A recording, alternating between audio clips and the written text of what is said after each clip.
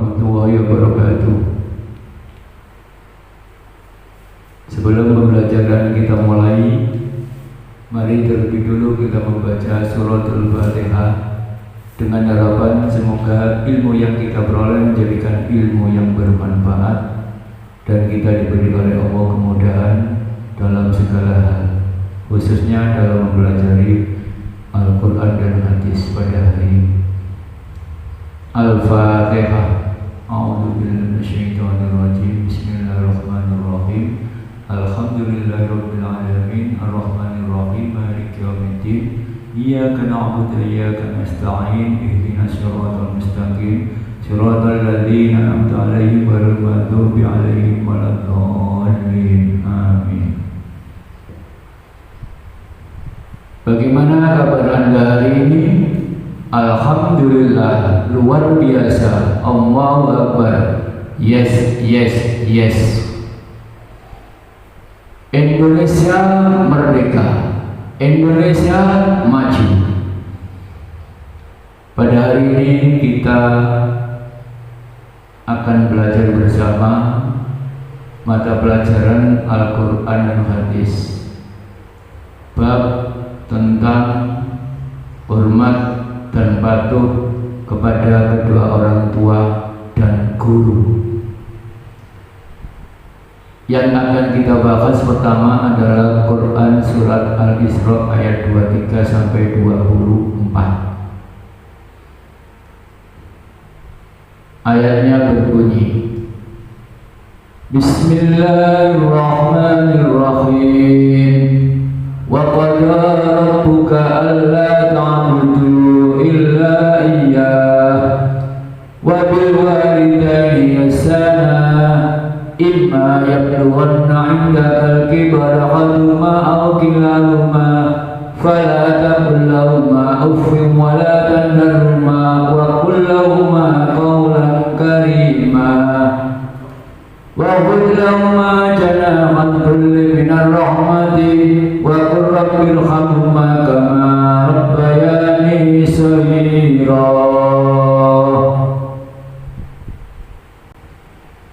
Quran surat Al-Isra ayat 23 sampai dengan ayat 24. Tolong terjemah ayatnya Anda amati dan Anda pahami.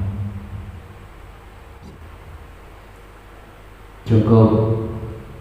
Mari sekarang kita bahas bersama dari hasil pengamatan dan pemahaman Anda. Apakah sudah cocok dengan penjelasan dari apa yang terkandung Quran surat Al-Isra ayat 23 sampai 24. Wa qala rabbuka alla ta'budu illa iyyahu. Sembahlah Allah, jangan mempersekutukan Allah. Ayat ini mengandung maksud perintah Allah kepada manusia, yaitu kita semua sebagai makhluk yang diciptakan oleh Allah untuk menyembah kepada Allah, tidak mempersekutukan Allah. Ini sesuai dengan tujuan Allah menciptakan manusia. Wa ma khalaqtul jinna wal insa illa liya'budun. Allah tidak menjadikan manusia dan jin kecuali untuk beribadah, untuk mengabdikan diri kepada Allah.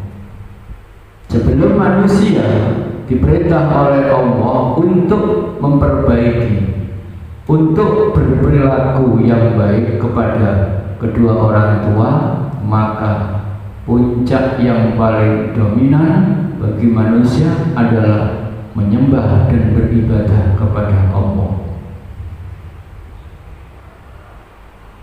Wa qala rabbuka alla ta'budu illa iyyahu. Tidak mempersekutukan Allah artinya tidak beribadah kepada selain Allah.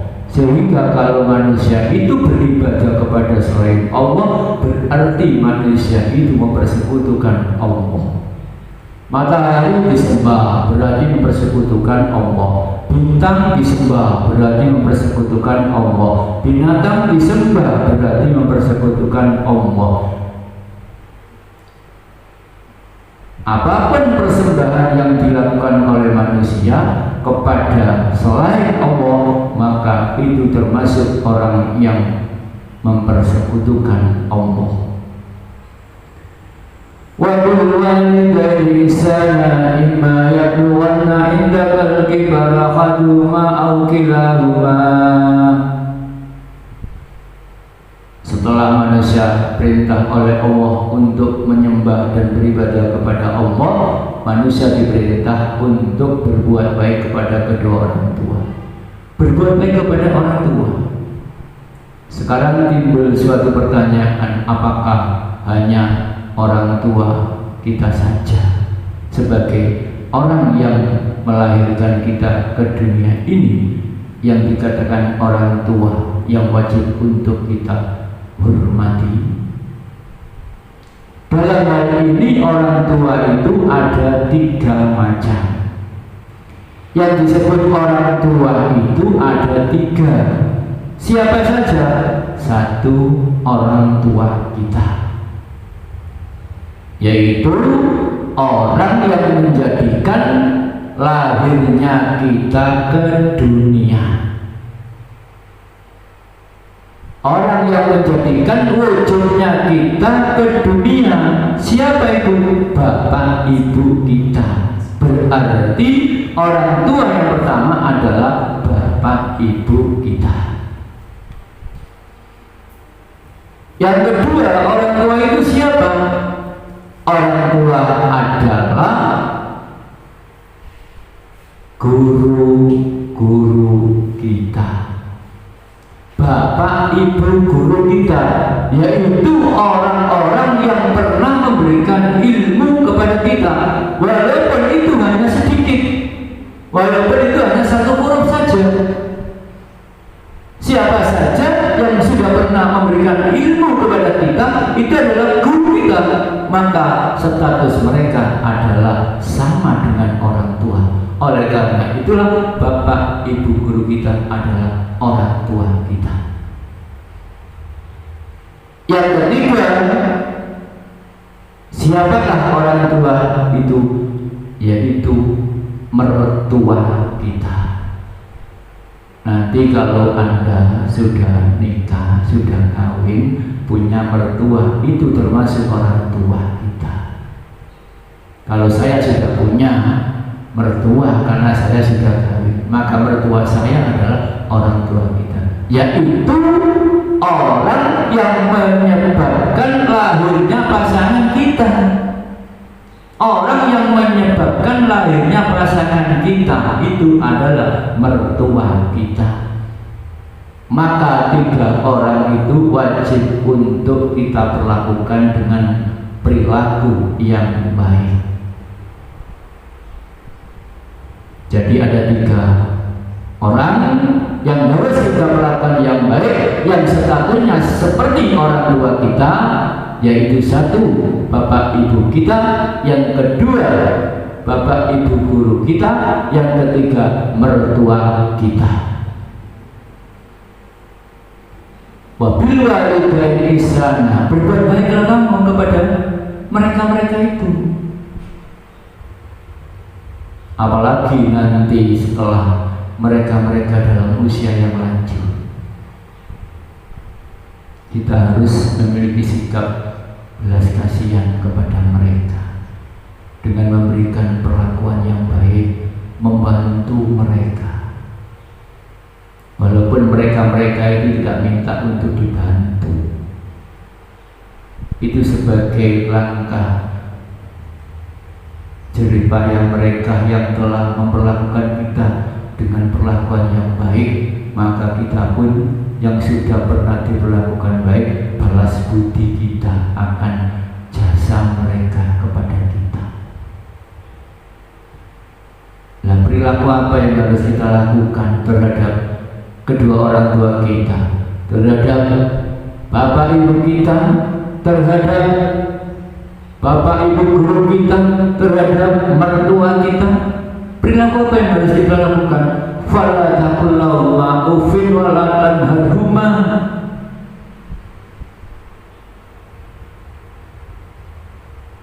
Jangan berkata dengan perkataan yang menyakitkan hati. Di situ digambarkan perkataan adalah perkataan atau yang semisal, yaitu perkataan yang menyakitkan hati. Apalagi membentak-bentak kepada mereka.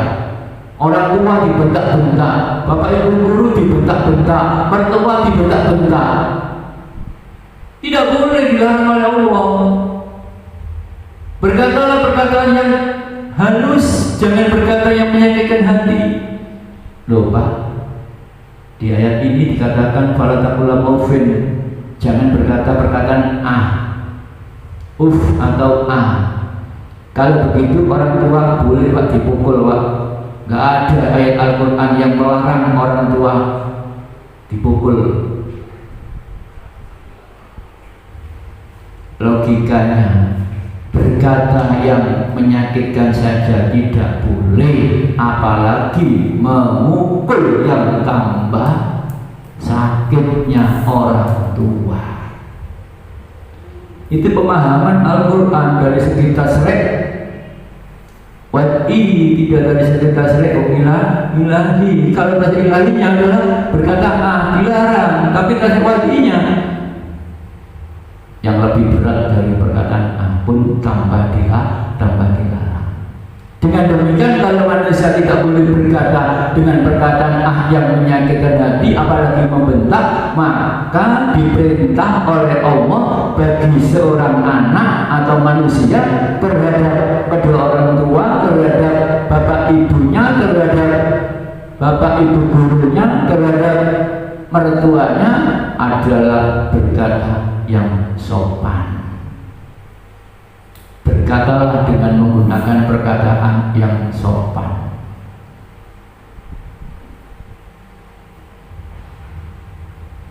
Sopan dalam perkataan dan sopan dalam perbuatan. Wa kullu ma qaulan karimah. Dalam perkataan sopan, nek ngomong omongan sing alus, sing gak ndadekno larane atine wong tuwa. Berkatalah dengan perkataan yang halus, yang tidak menyakitkan hati orang tua, dan bertingkahlah yang sopan. Ya anak wong tua longgona ngisor, anak aja petingrangan anggone dukur. Nek wong tua anak dukur, anak ngisor longgone. Nek wong tua nggone ngisor, anak ya kudu ngisor longgone. Nek ana wong tua enak lungguh, anak teko. Mbok tekan diwae, aja langsung nyok. Melayu kuno yang ngarepe wong tua. Itu perilaku yang harus diperhatikan bagi seorang anak kepada orang tua. Begitu juga kepada guru-gurunya. Sampai-sampai kalau kita lihat zaman dulu di pondok-pondok itu, kalau ada santri tahu ada kiainya berjalan, apa yang dilakukan oleh santri? Melok melaku? Tidak. Tapi apa? Berdiam, mandek, menghormati kiai sedang berjalan. Mandek wis, grek, ngadeg ya ngadeg, ya ngadeg, wae lungguh ya lungguh, wis gak apa-apa. Loh, itu nak pondok pesantren zaman-zaman dulu. Ya mudah-mudahan zaman sekarang pun juga masih berlaku. Itu karena apa? Takdim, menghormati kepada kiai. Begitu juga kalau Anda sebagai seorang murid tahu guru-guru Anda, maka apa yang harus Anda lakukan? Beri perilaku yang baik, yang sopan. Tapi saya kira enggak, ya enggak. Kalau sepeda motoran gurunya nak ngarepe disalib, jeres. Mbak di dada-dada. Halo Pak, dada-dada. Boleh pacaran, ya enggak? Iya. Itu karena apa? Perilaku zaman sekarang itu. Padahal dalam Al-Quran kulama kaulan karimah, berkatalah dengan perkataan yang sopan dan bertingkahlah pula yang sopan. Berarti Allah perintah kepada manusia sebagai seorang anak untuk bersikap yang sopan dalam perkataan dan dalam perbuatan. Kalau anak berarti kepada kedua orang tua, kalau murid berarti kepada guru-gurunya. Wafud laima janaha dzulli minar rahmati.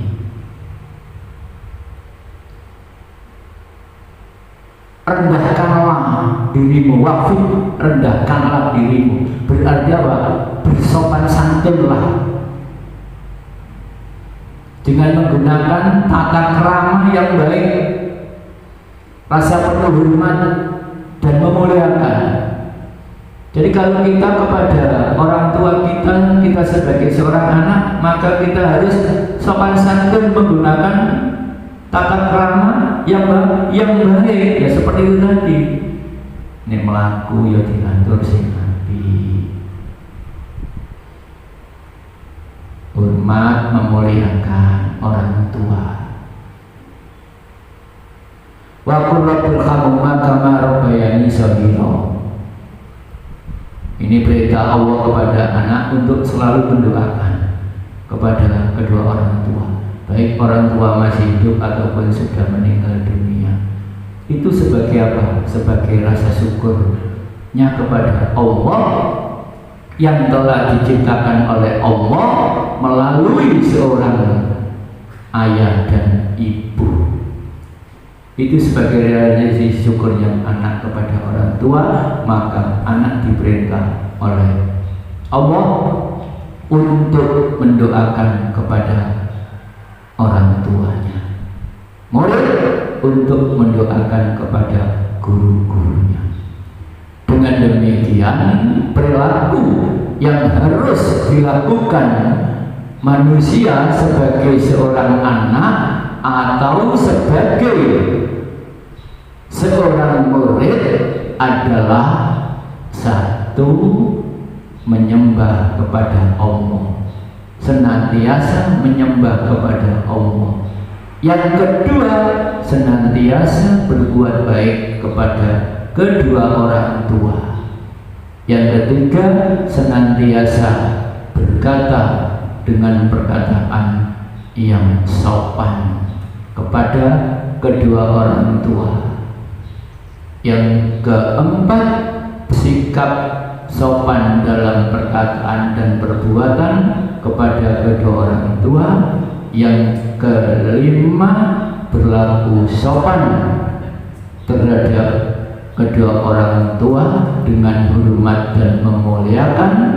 Yang keenam, senantiasa mendoakan kedua orang tua, baik orang tua dalam keadaan masih hidup ataupun sudah meninggal dunia. Dari penjelasan itu dapat ditarik suatu kesimpulan: satu, kewajiban beribadah kepada Allah dan tidak mempersekutukannya. Dua, kewajiban berbuat baik kepada kedua orang tua. Tiga, Allah melarang mengucapkan kata-kata kotor kepada kedua orang tua. Empat, kewajiban bersikap baik, berakhlakul karimah dengan penuh rasa hormat dan mengagungkannya kepada kedua orang tua.